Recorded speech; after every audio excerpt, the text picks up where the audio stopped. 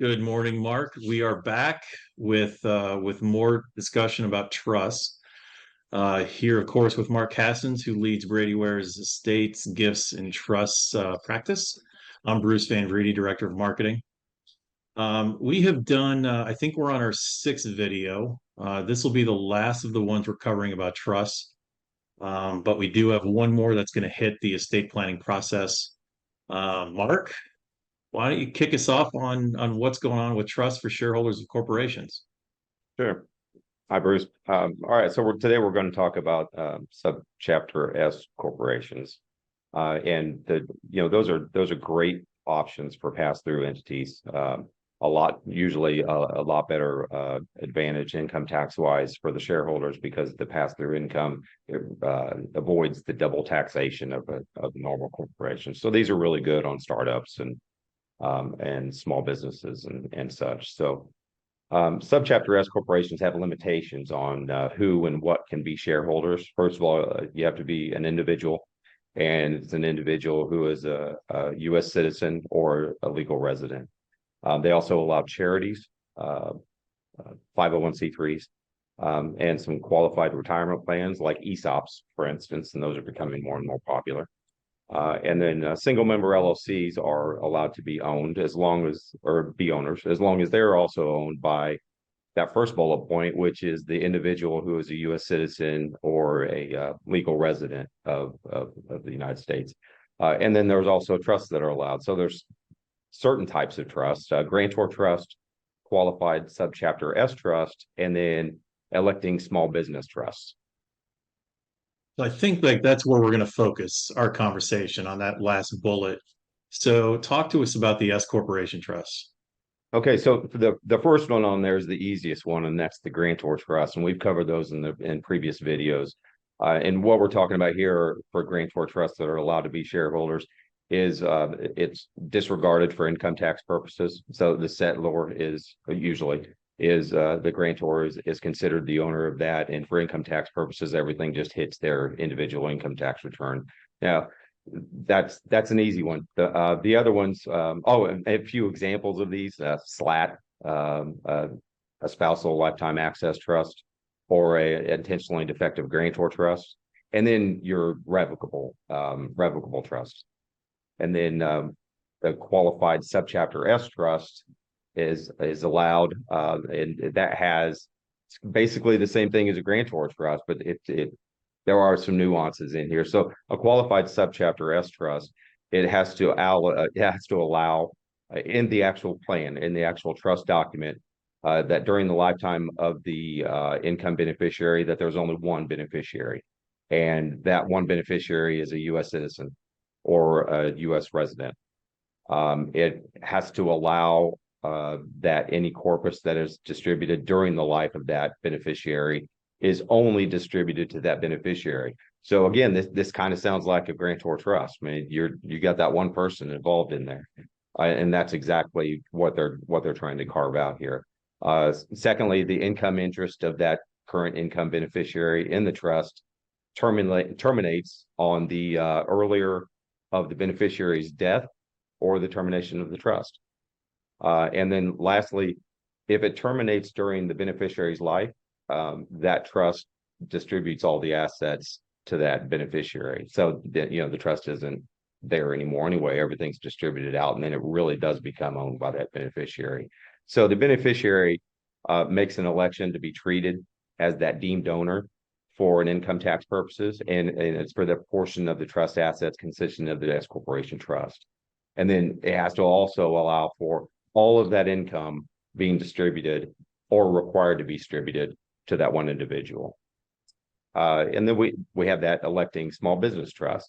Now, on this one, the beneficiary doesn't make the election; the trustee makes the election. And what happens then is that the trust becomes the taxpayer. What we're trying to do on an S corporation is they don't want to pass through. They want to go right to that individual, right to that shareholder. So it's easier tracking. We don't want layers and layers and layers of these individuals or trusts, whatever. So the trustee makes the election that the trust is the taxpayer. And then from then on, the ESBT, the electing small business trust, kind of splits up into two trusts. So that shareholder, or I mean, I'm sorry, that S corporation income activity and distributions is taxed directly to the trust. It's carved out.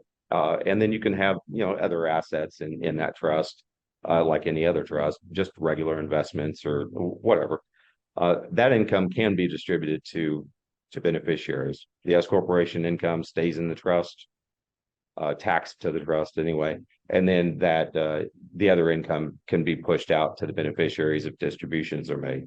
But the S corporation income is not eligible for a deduction of distribution. So it's all taxed in the corporation. Now, the disadvantage of this, it's easy, but the disadvantage of this is that trust income tax rates are really compressed. So you're in the 37% bracket, which is the highest individual taxation. You're in that highest income tax bracket in the trust income tax reporting after $14,450.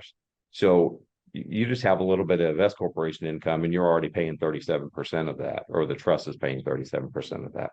On top of that, the thresholds for computing the net investment income tax come into play.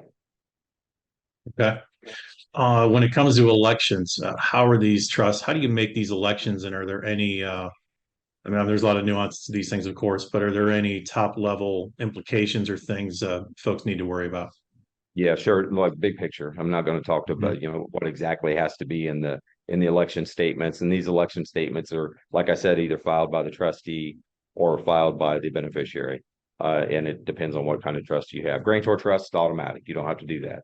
But the other two, they do have to have election statements filed with the IRS. And those have to be filed with the IRS within 2.5 months of the effective date. So if you don't get that in a timely manner, you really risk the S election for the corporation and for all those other shareholders, because you have a trust that's a shareholder that's not eligible to be a shareholder unless you make the election telling the IRS that this trust is going to be a shareholder. So there really are limitations on these trusts. You really have to jump through all the hoops that you're required to jump through. And without these elections, it could just be disastrous for everyone involved. So the IRS has seen plenty of these issues try to be resolved through private letter rulings and such over the last 20, 30 years, whatever. And they would file, or they would release RevProcs, revenue procedures, to show people how to kind of get out of the late elections, to basically plead mercy on the IRS and say, we didn't really mean to neglect this. Can we have our election statement considered timely? So the IRS released in 2013, RevProc 2013-30, and that grants relief for all kinds of late filing elections or late filing entities. And that RevProc really consolidates a bunch of different revenue procedures that the IRS had in place before that under one citation, and outlines the late filing requirements for SCorps in general, for qualified subsidiaries, QSubs, and then the QSSTs and the ESBTs. So if you're late, there still may be hope, but you better follow the RevProc 1330. And if that doesn't work, then a private letter ruling may be necessary, and those can get really expensive. There's a lot of time involved, and those are basically almost like a court document type thing. It's a legal document that you send into the IRS and say, hey, here's my facts. Here's what we did. Can we have relief? And then the IRS charges an astronomical fee for those, because they have to have individuals look at those, and professionals, lawyers, and all that. Their experts look at these PLRs to make sure that they're not going to run afoul of their own internal revenue code. Okay. So did done right the first time. Right. Talk to you. Well, thanks, Mark. Thanks for walking us through that, and thanks for all the effort also in giving some good information throughout the previous videos we've done. Mark, thank you very much, and we will reconvene for one more video talking about the estate planning process in a couple of weeks. Great. See you then. Thank you. Thank you.